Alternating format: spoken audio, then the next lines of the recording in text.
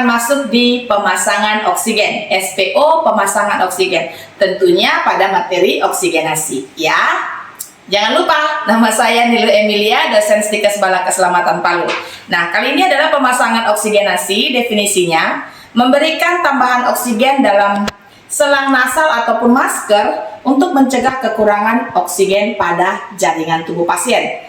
Nah, kali ini kita akan melewati 5 tahap untuk penerapan SPO yang ada di Stikes Bala Keselamatan Palu, yang mulai dari tahap pra-interaksi, kemudian tahap interaksi, tahap kerja, tahap terminasi, dan tahap dokumentasi. Nah, pada tahap pra-interaksi, yang perawat lakukan adalah mengecek program terapi, mulai dari status pasien, benar nama yang akan kita berikan oksigen, benar waktunya, ya, benar lokasi atau kamarnya atau ruangan pasien, kemudian nama secara verbal maupun nanti dengan statusnya akan menjadi sama. Waktu dan tempatnya pun harus benar. Kemudian kita mencuci tangan menggunakan 6 langkah mencuci tangan. Mungkin saya tidak akan praktekkan agar video tidak terlalu panjang. Untuk mencuci tangan Anda dapat melihat pada video-video saya yang sebelumnya. Masuk pada tahap pra-interaksi atau masih di tahap pra-interaksi, ada beberapa alat yang harus kita pastikan lengkap dan kita bawa pada pasien.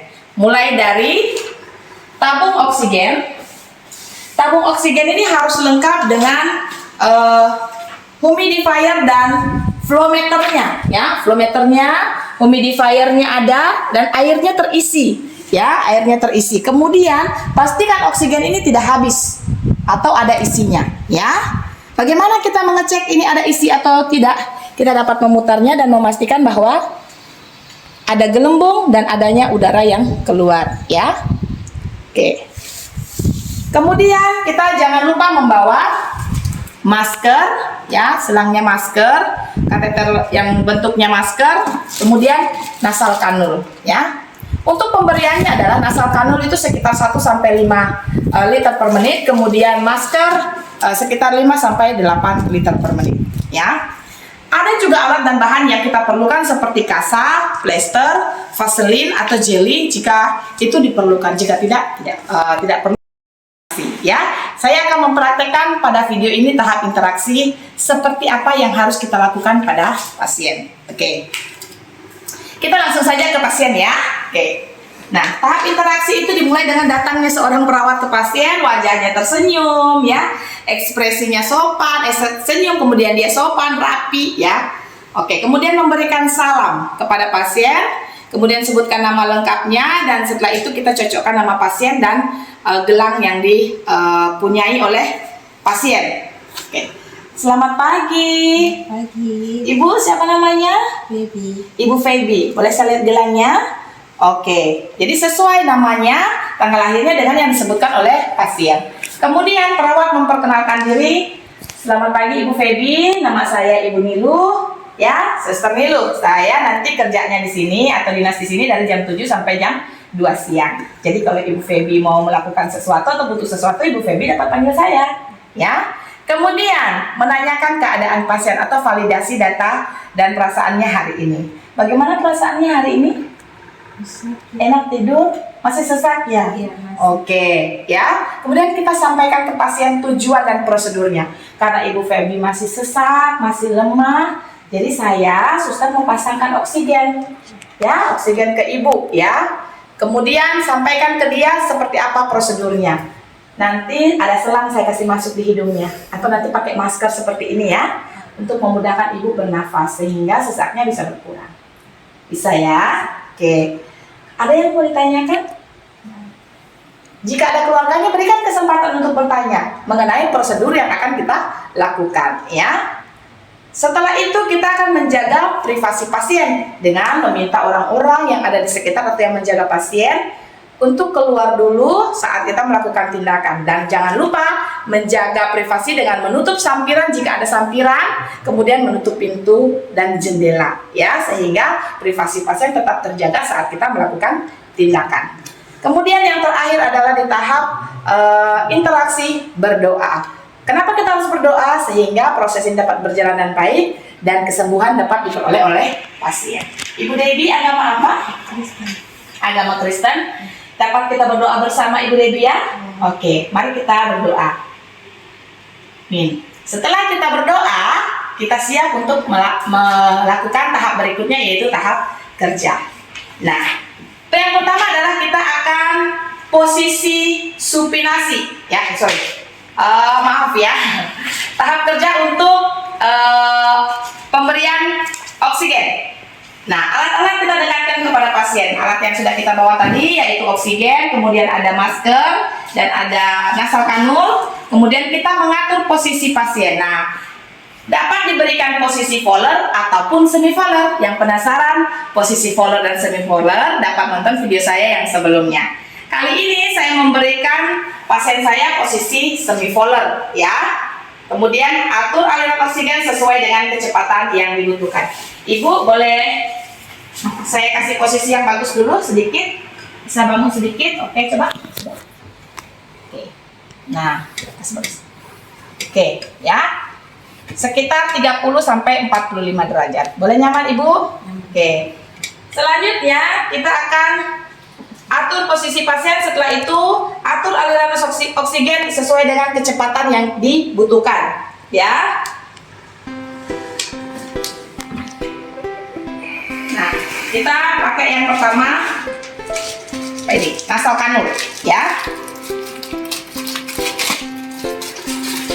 Pastikan alat ini masih baru ya, masih disegel, karena setiap pasien harus memiliki alat pemasangan oksigennya sendiri, khusus selangnya ya. Kemudian kita pastikan kita masukkan di dalam di sini ya. Masukkan di sini ya. Kemudian setelah masuk pastikan ini benar-benar sampai pada ujung sehingga dia kuat. Kemudian kita berikan observasi humidifier dengan melihat gelembung. Dengan melihat gelembung, kemudian kita cek aliran oksigen dalam selang dengan merasakan pada punggung tangan. Jadi seperti ini ada ya, ada rasanya seperti hembusan angin. Berarti selang ini dapat tidak ada hambatan dan oksigennya dapat berjalan dengan lancar. Kemudian pasang alat ini pada pasien. Nah, kalau dia nasal kanul, jangan lupa jangan terbalik. Boleh lihat ini ya. Nah, ini adanya di atas. Jadi seperti ini. Permisi. Oke. Permisi Ibu Debbie. Oke. Ya, kemudian ini diikat. Oke. Silakan tidur. Oke. Pastikan ini dikancing, jangan terlalu kuat, jangan juga terlalu kendor, ya. Bagaimana perasaannya? Enak? Ya. Ada ya? Ada. Jadi pemberian kalau nasal kanul sekitar 1 sampai 5 ya, 1 sampai 5 liter. Selanjutnya selang, jika ini sakit ya, jika ini dibutuhkan kasa, maka kita berikan kasa. Kita letakkan kasa di sini ya, di pinggir sini kita letakkan kasa, atau kita butuh plester. Biasanya sih pada bayi supaya tidak digerak-gerakkan kita plester di sini, tapi kita berikan kasa dulu pada bagian bawah selang sehingga tidak menempel pada kulitnya, nanti membuat dia cedera seperti itu. Oke.